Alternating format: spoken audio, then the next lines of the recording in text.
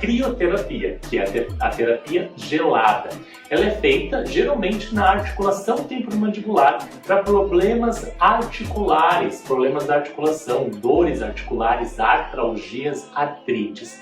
O gelo, a temperatura gelada, tem um grande papel analgésico e anti-inflamatório, então ele é muito usado na articulação.